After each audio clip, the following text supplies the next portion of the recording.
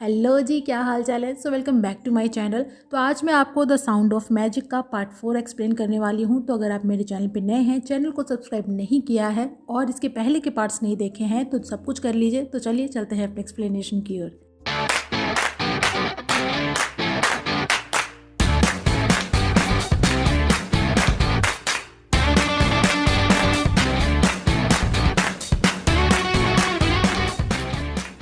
Episode 4 की शुरुआत वहीं से होती है जब टीचर आई से उसके और ई डोंग के फोटो के बारे में पूछ रहे थे, पर आई उन्हें कुछ भी नहीं बताती। तो टीचर उसे उसके फादर को स्कूल में बुलाने को कहते हैं, लेकिन आई को तो पता ही नहीं होता कि उसके फादर कहाँ हैं। तो वो ये सारी बातें एक लेटर में लिखकर पार्क के उसी लेटर बॉक्स में डाल देती है, ये सोचकर कि ये उसकी मॉम तक पहुंच जाएंगी। लेकिन तभी हाना अपनी फ्रेंड के साथ वहां आती है, जो उसे मेल बॉक्स में कुछ डालते हुए देखती है। तो वो चेक करने जाती है और आई उसे रोकने की कोशिश करती है, पर हाना जब उस बॉक्स को खोलती है तो उसमें कुछ भी नहीं होता, जो देखकर आई शॉक होती है। और हाना उससे पूछती है कि जब बॉक्स में कुछ था ही नहीं तो वो उसे रोक क्यों रही थी और क्या वो मैजिशियन को लाइक करती है। लेकिन आई वहाँ से चली जाती है। फिर हाना अपनी फ्रेंड के साथ आती है ई उल से मिलने, बट वो वहाँ नहीं होता। तो हाना वहाँ एक कैमरा लगाने की कोशिश करती है ताकि ई उल के बारे में और जान सके, पर तभी ईयुल वहाँ पे आता है और हाना झट से वो कैमरा छुपा लेती है। और ईयुल उससे पूछता है कि वो यहाँ क्या कर रही है। तो हाना बताती है कि ईयुल ने प्रॉमिस किया था कि नेक्स्ट टाइम वो उसे उसका मैजिक पूरा दिखाएगा, पर ईयुल उस पर नाराज़ होता है बिना परमिशन अंदर आने के लिए। और जब हाना जाने लगती है तो ईयुल उस पर डाउट करता है कि शायद उसने हाथों में कुछ छुपाया है।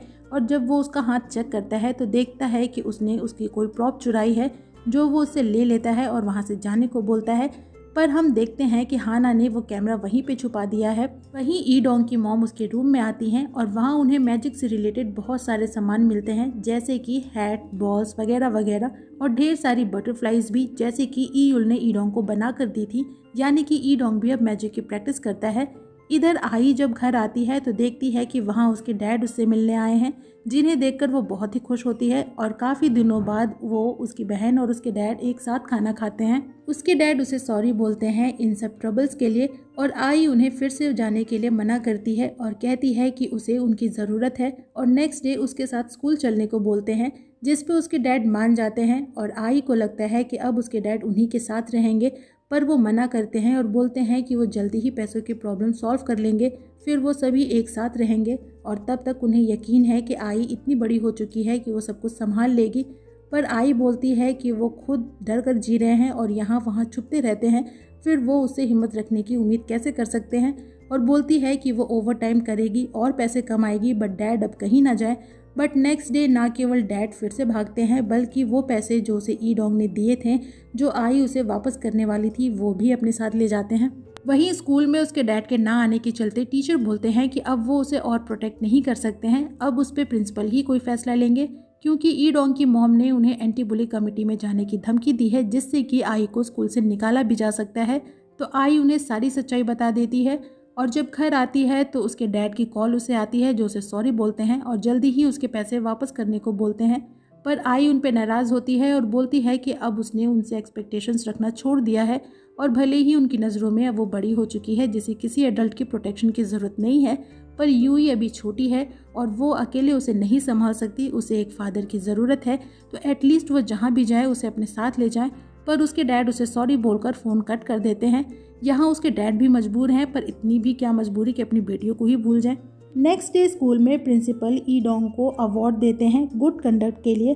तो होता कुछ ऐसा है कि जब आई टीचर को मार्क्स की हेरा फेरी वाली सच्चाई बताती है, तो टीचर वो बात ई डोंग की मॉम को बताते हैं, जिसके बाद केस को कुछ ऐसा घुमाया जाता है कि ई डोंग ने आई, जो कि एक फाइनेंशियली वीक स्टूडेंट है, उसकी पर्सनली हेल्प की और उसके इस गुड बिहेवियर के लिए उसे अवार्ड दिया जाता है। हालांकि ई डोंग इन सब से अनजान होता है, लेकिन आई बहुत हर्ट होती है। टीचर की इस हरकत से उसे ये बात क्लियर हो जाती है कि उसकी प्रॉब्लम पैसों की गरीबी नहीं है, बल्कि एडल्ट्स हैं। अब तक उसे ये लगता था कि उसके पास पैसे नहीं हैं, इस वजह से उसकी लाइफ में प्रॉब्लम्स हैं, और इसीलिए वो जल्दी से जल्दी पैसे कमाना चाहती थी, और इसलिए ही उसने ई डोंग के प्रपोजल को एक्सेप्ट भी किया था। लेकिन जैसा टीचर ने उसके साथ किया, उसे ये बात क्लियर हो गई है कि इन एडल्ट्स की वजह से ही वो लाइफ में अच्छा नहीं कर पा रही है, कभी उसके डैड, कभी वो ओनर, कभी टीचर। तो इस वजह से वो जल्दी से जल्दी एडल्ट बनना चाहती है ताकि अपनी इस लाइफ से बाहर निकल सके। और जब ईडोंग उससे बात करना चाहता है तो वो उससे बात भी नहीं करना चाहती। हालांकि ईडोंग बहुत शर्मिंदा होता है और आई से बोलता है कि वो उसे कुछ तो बोले, एटलीस्ट उस पर चिल्लाए, लोगों को सच बताए, क्योंकि वो प्लान उसी का था। पर आई बोलती है कि उसने सच बताया था, पर अब लगता है कि वो सच बताना भी अफोर्ड नहीं कर सकती है। सिर्फ सच बताकर उसके साथ ऐसा हुआ, कहीं वो उस पर चिल्लाने लग गई तो उसे स्कूल से ना निकाल दिया जाए। वैसे भी उसे थैंकफुल होना चाहिए कि उसे स्कूल से नहीं निकाला गया, क्योंकि अगर ऐसा होता तो उसका करियर अभी ही खत्म हो जाता। और ईडोंग से कहती है कि वो अपने आप को विक्टिम और फ्रस्ट्रेटेड ना दिखाए, क्योंकि ये फनी लगता है। पर सच तो यही था कि ईडोंग इन सबसे अनजान था। उसकी पूरी लाइफ उसके पेरेंट्स कंट्रोल करते हैं। वो बस एक प्यादे की तरह यहाँ से वहाँ मूव करता है। एक तरफ आई है जिसके पास कुछ भी नहीं है और इसलिए वो मजबूर है, लेकिन वहीं दूसरी तरफ ईडोंग है जिसके पास सब कुछ है लेकिन फिर भी मजबूर है। फिर आई आती है उस मेल बॉक्स के पास ये देखने के लिए कि क्या उसमें उसकी मॉम का रिप्लाई आया या नहीं आया, पर वहाँ कोई रिप्लाई नहीं होता तो वो जाने लगती है। पर ईयूल उसे रोकता है और बोलता है कि उनके मैजिक क्लास का टाइम हो चुका है। पर आई बोलती है कि अब वो मैजिक क्लासेस नहीं लेगी क्योंकि उसका कोई फ़ायदा नहीं है। वैसे भी रियल वर्ल्ड में उसके ऊपर बहुत सी जिम्मेदारियां हैं। पर ईयूल बोलता है कि उसे मैजिक सीखने में मज़ा आता था। तो आई बोलती है कि उसे पैसे कमाने हैं, जल्दी से जल्दी बड़ा होना है, इसीलिए वो मैजिक सीखने में अपना टाइम वेस्ट नहीं करना चाहती। हाँ, अगर ईयूल चाहे तो उसकी हेल्प कर सकता है, वो जल्दी से उसकी लाइफ को 10 साल आगे ले जाए, जिससे कि वो तुरंत इस टाइम से छुटकारा पाए और एक अडल्ट बन जाए। पर उसे नहीं लगता कि वो ऐसा कर सकता है। तो ईयूल बोलता है कि वो इतनी जल्दी कंक्लूड ना करे। पर आई बोलती है कि वो कंक्लूड नहीं कर रही, बल्कि वो अब लोगों से एक्सपेक्टेशंस रखना छोड़ चुकी है और वहाँ से जाने लगती है। लेकिन ईयूल उसे रोकता है और उसे अपना वो प्लेइंग कार्ड देता है जिसके साथ उसने मैजिक सीखना शुरू किया था।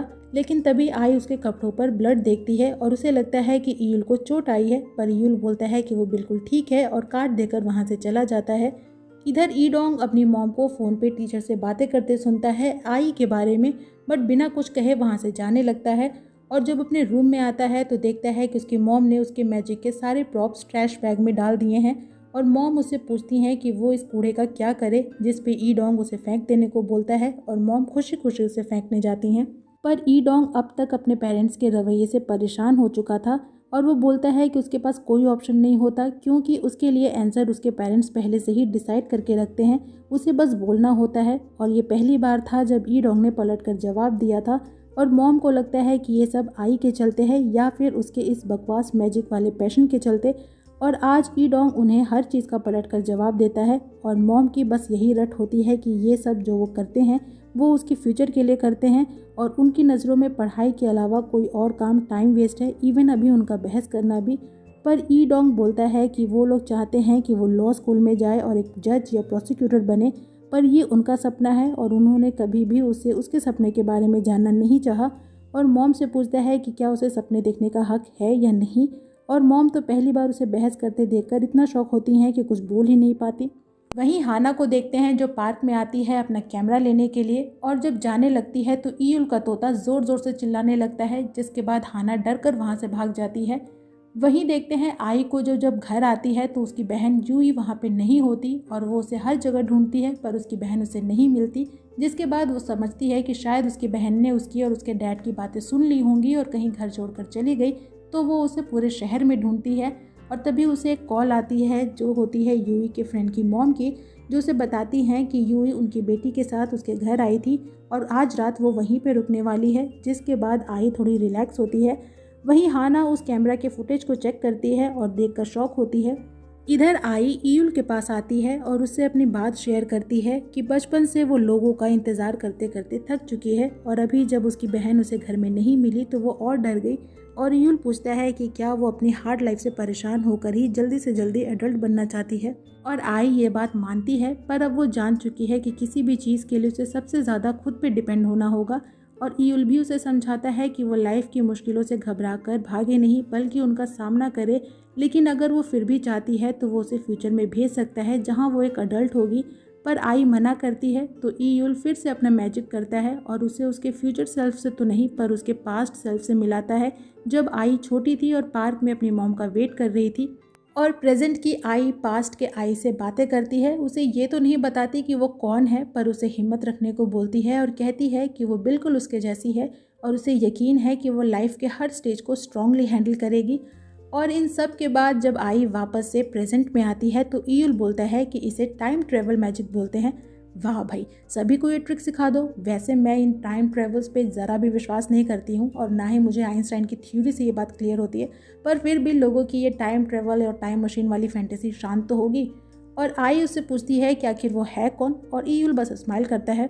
एक दिन आई को देखते हैं जो बॉल से मैजिक प्रैक्टिस करती हुई घर जा रही थी, और तभी एक पुलिस वाला उसे सीसीटीवी फुटेज वाले बंदे के बारे में पूछता है कि क्या उसने उसे कहीं देखा है। और आई देखती है कि वो इंसान ईयूल के जैसा दिखता है और उसके हाथ से वो बॉल गिर जाती है जो पुलिस वाला पकड़ लेता है, और आई उसे मना करके वहाँ से चली जाती है। पर पुलिस वाले को लगता है कि शायद आई कहीं ना कहीं से उस इंसान को जानती है, और आई क्लास में भी यही सोचती है कि क्या फुटेज वाला इंसान ईयूल ही था, और अगर हाँ तो पुलिस उसे क्यों ढूंढ रही है। कि तभी हाना वहाँ आती है और उससे पूछती है कि क्या वो अभी भी उस मैजिशियन यानी ईयूल से मिलती है और क्या उसे पता है कि वो कैसा इंसान है। तो ई डोंग बोलता है कि उसे जो भी बोलना है वो क्लियरली बोले। तो हाना उन्हें एक पेन ड्राइव देती है और कहती है कि वो इस फुटेज को ध्यान से देखें तो उन्हें ईयूल के बारे में सारी सच्चाई पता चल जाएगी।